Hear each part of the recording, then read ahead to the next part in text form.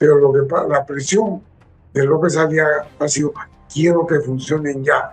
Y justamente lo que te explicaba era, para que funcionen ya, que en el mejor de los casos demora un año. Pero ¿cómo es que la autoridad le ha permitido llegar al punto de comenzar a operar su tren si todo esto estaba faltando? 770 millones de dólares de pérdida, ¿no? Y ponen en duda la viabilidad de la empresa. Cuando el Estado o el gobierno del Estado no tiene inversiones, porque no le permite tener inversiones, no va a tener capacidad tampoco para gastar bien en educación, en salud y brindar los servicios que la población necesita.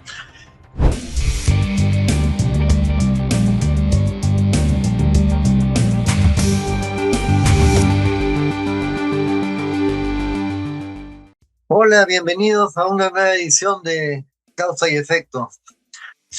¿Cómo estás, César? Buenas tardes. Buenas tardes, Daniel. ¿Qué tal? Creo que ha sido semana de trenes, ¿no? ¿Cómo es esta historia del tren? Porque, a ver, lo primero que sería bueno, cualquier persona puede poner un tren. No, bueno, primero, claro, tiene que tener la vía férrea, en este caso el concesionario Ferrocarril Central Andino. Para meter nueva infraestructura, el contrato no te permite eso. El concedente, en este caso, sería Ministerio de Transportes y Comunicaciones, y la adenda ya involucra temas técnicos, no solamente técnicos, económicos y financieros, sino si la vía soporta, si los puentes son pasables o no, todo ese tipo de cosas de detalle técnico. Si hay estaciones en el camino, no para recoger pasajeros. Entonces son obligaciones normativas que van dentro de la venta. Pero la venta es si voy a hacerlo a dedo con el concesionario actual. Y otorgó una concesión a aquel que le maneje los trenes a la Municipalidad de Lima. Es un tema por definir. Pero todo eso no está.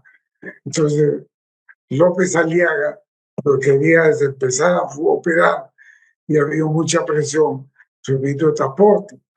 A decir, ya pues tengo que hacer marcha blanca de una vez. Pero todo está listado de cosas, vía acelerada es un año. Entonces no podía hacer pues, López Aliaga si quería hacer marcha blanca ya, parecido claro, no sé, en campaña electoral. Y esa es la discrepancia que ha habido. Entonces, o sea, estos vagones que ha puesto ahí, ¿de dónde son primero? Porque decía que eran regalados, Ya ha habido un pago por la donación, que es un tema que no se entiende bien. Ha habido un gasto de transporte, ¿no? Y eso ha sido discrecional absoluta del alcalde. El Consejo Metropolitano supuestamente no tiene facultades para eso. Eso habría que aclarecer. Y la discusión está viniendo porque se comenta más que por un tema operativo, por un tema ambiental. Entonces, como que haya caído del cielo que alguien los compre o que les pague una cantidad mínima para poder traer. Ese es el tema. Pero la presión de López Aliaga ha sido, quiero que funcionen ya. Y justamente lo que te explicaba era, para que funcionen ya, que en el mejor de los casos demora un año. Y ahora, para sí, completar ahí, Daniel, y mientras se sienta polémica en transporte y López Aliaga, el día de ayer ha publicado el concesionario que dice que no se puede operar antes de un año. O sea, ya oficializó el concesionario que dice que los favorecidos se volvían un año. pero acá puede surgir un tema que, a ver, no lo han visto poner sus vagones y hacer las pruebas, etcétera. Han esperado a que pase todo esto para comenzar a hablar, porque ya, Claro, pues, improvisación total. total, pues, total. Pero ¿cómo Improvisación. es que la autoridad le ha permitido llegar al punto de comenzar a operar su tren si todo esto estaba faltando?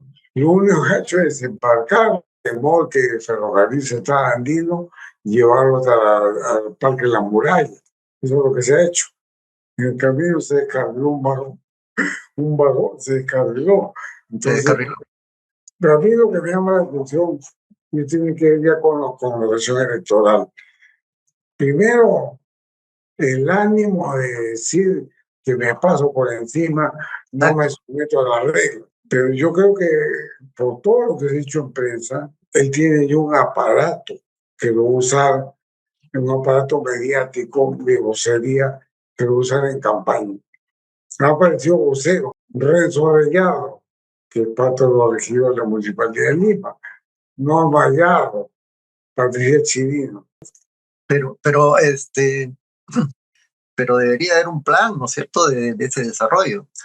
¿Cómo es posible que alguien privado se meta ahí a poner su tren, como que eso no pasaría en otra parte, me parece? No sé si. Claro, claro. Pero no solo yo he hecho privado, Lima, que toma una iniciativa que se pone de acuerdo con un concesionario, que no sabemos si va a ser concesionario, pues tendría que ser un concurso. Este, pero ese concesionario ya se había pensado como que fuera el concesionario. Entonces se ha hecho todo a la fuerza, en un plazo abreviado, y de hecho estaba pensando un calendario electoral, y eso es lo que ha ocurrido, y eso es lo que estamos viendo en prensa, ¿no?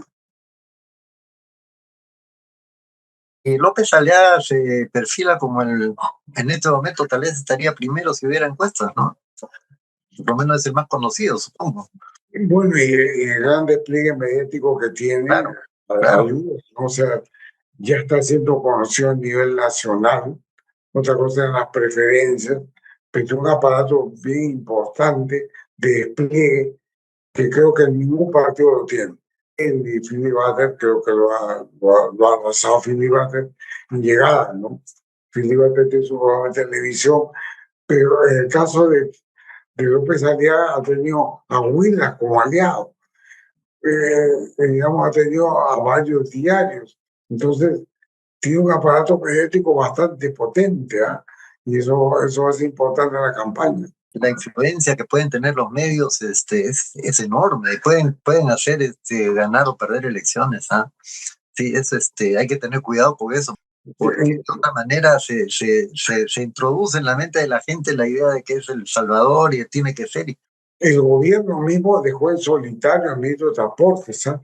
Que porque sea cuñita no significa que todo lo haga mal, pero una avalancha contra él, y el premier ni la presidenta salió en defensa del ministro. Ha sido el propio concesionario el que ha puesto el paño frío al publicar su comunicado, la cual indica que un año se demoraría el tema por discutir todavía, ¿no? Vamos a ver cómo va evolucionando esto. Antes de, hubo hace unos días una huelga, un paro de mineros informales, ¿no? En el sur que pararon el tránsito, cerraron carreteras. La actividad de minería ilegal, digamos, como volúmenes de oro, sobre todo, es del 80% del volumen formal, y se practica casi en todo el país y hay 500.000 personas involucradas. Y lo peor es que el dinero que se maneja en la medida informal, digamos, y solo alrededor, ¿no? En esas condiciones, siendo un tema social, cuánto impacto económico, con demasiada gente, no es tan fácil de decirte el número de Redinfo. El gobierno que se puso duro dijo lo hago, lo saco y se acabó la cosa. Es que el tema, lo que sucede es que el tema de la informalidad en el Perú, que ya se está en la informalidad laboral, está entre el 70 y 75%. Eh, Creo que llega un punto en que ya frenar la informalidad se hace casi imposible, aunque quiera toda la voluntad, porque ya es demasiado grande, se le ha dejado crecer tanto, informales incluso que hay en las empresas formales, porque hay, hasta qué punto este es un fenómeno que puede ser controlado, ya, ya, ya a veces entra la duda de si esto es un proceso que puede terminar o es un proceso que va a llevar adelante, va a llevarse adelante toda la economía, ¿no? Sí, mira, ahora, lo que yo venía diciendo también sobre eso, porque es difícil, pues es un tema social, eso es evidente. Lo que yo decía, pues ir atenuando la combo. Si estamos hablando de cerca del 90, 92 toneladas de oro al año salen por Jorge Chávez, gran parte de eso. ¿Cómo es posible que tal cantidad de oro informal pase por el aeropuerto? La conversión en barra de 8 kilos aproximadamente y el pase por Jorge Chávez. Entonces, una cadena de corresponsabilidad de autoridades. Entonces, si SUNAT aduanas se pusiera más dura, probablemente comenzarías a limitar esto y algunos se animarían a formalizar. Pero la SUNAT está completamente venida menos.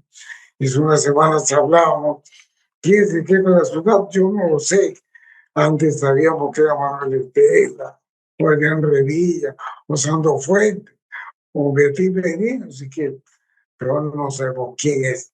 No sabemos. Es un tema complicado. ¿Ya? Debería ser un tema prioritario en la campaña, porque de verdad es un fenómeno. A ver, esto mismo que estamos hablando de que algunos parecieran hacerse de la vista gorda, también es informalidad. O sea, es una informalidad creciente que va copando todo el Estado. Así que nos avisan que ya tenemos que llegar a la mitad ya hemos llegado a la mitad del programa. Hacemos un corte, sigue el efecto de la causa.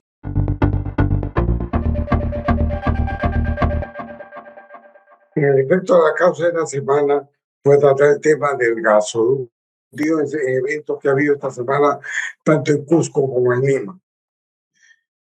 A ver, 3 alternativas de gasoductos al sur. Gasoducto sur peruano. Gran problema, necesita cofinanciamiento estatal durante los primeros 7 años, 2.000 millones de dólares. No lo veo viable, caja fiscal con falencias no lo permitiría. Segunda alternativa, gasoducto solo al Cusco. Gasoducto solo al Cusco. No hay ningún interesado en decir una obra 100% pública. Al igual que el gasoducto sur, que con financiamiento con 2.000, necesitarían 2.000 para trazar el ducto Cusco 100% estatal. El tercero, gasoducto costero. Es decir, un ducto que empiece en Pisco y termine moviendo ahí. Que tiene sentido, pero genera algunos interrogantes. Por ejemplo, para que se funcione, los primeros 200 kilómetros de gasoducto Camisea Lima hay que ampliarlo. Y en segundo, la planta que separa gas y líquidos en Malvinas tendría que ampliarse también. ¿Se ha convertido el actual proponente del gasoducto costero Acero? No. Y en la planta de separación de Malvinas no se amplía, es indispensable. ¿Cómo piensan hacer? No hay respuesta sobre las 3 alternativas. Gasoducto superano, gasoducto costero, son simplemente discursos sin nada concreto. Y es importante aclararlo.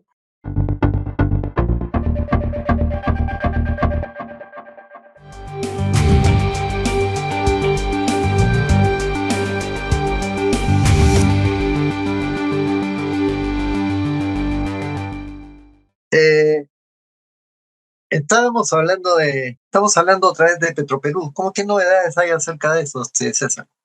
Bueno, se ha publicado el estado financiero de Pricewaterhouse del ejercicio 2024, 770 millones de dólares de pérdida, ¿no? Y ponen en duda la viabilidad de la empresa. Dicho por el auditor, que ha encendido las alarmas y han salido congresistas a decir, oiga, el señor Pérez Reyes dice que va a hacer una reestructuración de deuda. ¿Cómo puede ser posible? Eso es lo que ha movido la semana pasada el círculo mediático que todavía dura, ¿no? A ver, porque a veces piensan que estamos en contra de Petroperú, que la queremos vender o regalar, ¿no? Las cosas hablan por sí solas, no tenemos o sea, no estamos exagerando. La pregunta que yo planteo, ¿es viable una empresa estatal en el Perú en este contexto o no? ¿Es legal o es viable? Viable, porque mira, yo pienso, por ejemplo, que hay en el Perú todavía un montón, hay cantidad importante de yacimientos mineros que por desarrollar, ¿no es cierto? Pero eso sería viable en el contexto político actual. Económicamente podría ser viable, no tendría por qué no, y esto no es nada del otro mundo. Acá en el Perú, cada vez que hablan de eso, te dicen, por ejemplo, no, pero la corrupción. Y creo que aquí entramos a un tema de debate interesante, ¿no? Corrupción impide que el Estado desarrolle una fuente de ingreso. No lo sé, ¿qué opinas tú? Mira, el caso de Petrobras es un tema elocuente, ¿ya? Que es un referente a cosas que podrían ser porque maneja cantidades grandes, maneja 5.000 millones de dólares al año de flujo de caja. La pregunta era, ¿por qué llegó a esta situación? Y la respuesta es por un endeudamiento. ¿Y esto cómo es? ¿Quién es responsable? Yo decía, la izquierda y la derecha. Sí, claro. ¿Y por qué decía eso? La decisión de firmar un contrato sabiendo que los montos en ese momento que firman iban a implicar 4.000 millones de dólares, estamos hablando en mayo de 2014, fue una decisión de un gobierno, pero la cosa la dejaron medio hacer, porque su ministro de Economía decidió solamente que tomar un crédito fuerte de 500 millones de dólares. Como un proyecto de 4.000 millones no tiene cierre financiero, es una irresponsabilidad, ¿no? Y hasta ahí, digamos, pero bueno, vamos a etiquetarlo de izquierda. Pero en 2017, el que toma el gran endeudamiento, 4.300 millones de dólares, es un gobierno de derecha, es un gobierno de PPK. Claro. El derecho hubiera sido responsable, no hubiera endeudado. Tú irresponsabilidad mala y responsabilidad del gobierno Kuczynski, de izquierda y de derecha. Entonces, es la irresponsabilidad de las autoridades de turno, de los directivos de turno. ¿Por qué esa irresponsabilidad de los gobiernos? Sencillamente porque tiene gente no comprometida con el Estado, no Exactamente. comprometida con el país. Y ahora es diferente, peor aún, yo creo. Yo sacaba el ejemplo, por ejemplo, que se dio mucho con detalle, el caso español. Pero que esos partidos tienen su conjunto de técnicos. Ese conjunto de técnicos, entre la época de gobierno, oposición, son los que discuten, hacen polémica los temas sectoriales. Claro. Por ejemplo, en el caso eléctrico, estaba un señor Ordóñez, García Ordóñez, que era un vocero del PSOE y que decía que el sector eléctrico español había un monopolio consentido por el Estado. Ya, yo no voy a decir si tenía o no tenía razón, pero un antagonista. Después le tocó ser parte del gobierno, hasta ministro de Hacienda. Pero eso es un gobierno, un partido con técnico, con fundamento técnico. Acá en ningún partido no es eso, no existe. Entonces, ¿cómo hacer empresas estatales con gente que no tiene ningún compromiso con el Estado? Yo creo que en ese sentido no hay, pero no hay posibilidad. O sea, el impedimento viene de la política, entonces Claro, no viene de la esencia de la empresa, sino de la política. por supuesto, y eso no cambiará el caso de Petroperú. Vamos al caso de otras empresas estatales. Por ejemplo, hay 15 eléctricas, de las cuales 11 son distribuidores y 4 generadores. ¿Cómo funciona? Todas dejan utilidades aquí, Claro. pero que funciona mejor. Pero ¿qué ocurre? Tienen serias carencias de operación. ¿Por qué? Por falta de inversión. El que no les deja invertir es el FONAFE. El FONAFE se envía sus utilidades a la caja fiscal, no lo invierte y a pesar que dejan utilidades, no les permite usar otro dinero para jugar la infraestructura y el servicio es malo, cosa Es- que es imposible hoy día. Ese es un tema bien interesante porque FONAFE es Fondo Nacional de Financiamiento de la Actividad Empresarial, creo que era el Así, nombre. Y yo me acuerdo que había digamos, el sectorista que veía Perú Petro, la sectorista era una chica, tenía un poder superior al del directorio de la empresa. Y si a la sectorista le parecía mal, lo que había aprobado el directorio no se podía hacer. No sé si eso sea haciendo igual, pero eso habría que convertir a ese FONAF en una entidad positiva que tuviera, que vigilara como en los planes de desarrollo de las empresas, que ayudara en lo que hubiera que ayudar, como hace cualquier dueño. Pero un dueño que solo te controla los aumentos de sueldo es bien dudoso, ¿no? ¿no? Y que se llevan las utilidades en la buena, Además, en la mala, además, las eléctricas, la factura de los clientes hacia ellos.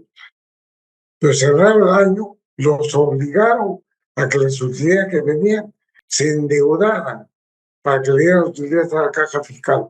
O sea, la responsabilidad lo representa de los accionistas, que es el FONAFI, y responsable completamente con las empresas.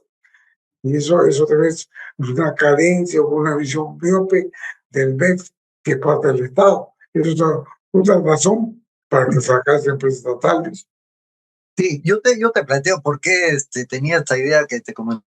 Porque el Tesoro Público vive de impuestos, de ingresos por aranceles, multas, pero también de rentas que puedan generar sus inversiones. Pero cuando el Estado o el gobierno, el Estado, no tiene inversiones porque no le permite tener inversiones, no va a tener capacidad tampoco para gastar bien en educación, en salud y brindar los servicios que la población necesita. O sea, el total de impuestos pagados o recaudados entre el Producto Bruto Interno está en 18% más o menos. En los países desarrollados que tienen un PBI muchísimo mayor que el nuestro, esa presión fiscal llega al 45 hasta el 50%. Con 17, 18% tampoco es que el Estado, el gobierno, para decirlo mejor, no puede hacer mucho, no puede hacer demasiado, como es muy poquito lo que tiene. Y claro, ahora, se pero va a buena. lamentablemente en un contexto con un Estado, con funcionarios de economía y finanzas, y con una clase política que pone funcionarios sin ningún compromiso, el Perú en este momento empieza a estar algo inviable, pues. Es un gran problema. Y mira, y volviendo al caso de Petro Perú, hay mucho de dejarlo de vestidura, dice, irresponsable Petro Perú, irresponsable del mes, decirle dando dinero. Mira lo que acaba de ocurrir, ¿no? Ha anunciado que $1.000 millones que le dio a Petro Perú este año se van a pagar en diciembre de 2028. Se ha diferido el pago. Pero eso no es una voluntad del Banco de la Nación, ni del MEF. Eso está escrito en la ley de endeudamiento del año 2025, que se aprobó en noviembre del 2024. Esa la votó el Congreso. $1.300 millones que es Petroperú, 2.000 a Banco de la Nación y 300 a la caja fiscal, en vez de pagarse en 2025, se paga en diciembre de 2028. Así que no se vean los indignados, porque ellos han sido los autores de ese propósito, ¿no? Claro, claro.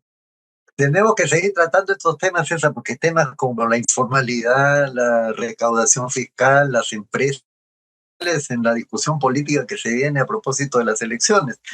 Y ojalá que esto que estamos diciendo que se genere por lo menos discusiones para que estos temas se pongan sobre el tapete, sea cual sea la conclusión, pero creo que no se pueden soslayar, ¿no es cierto?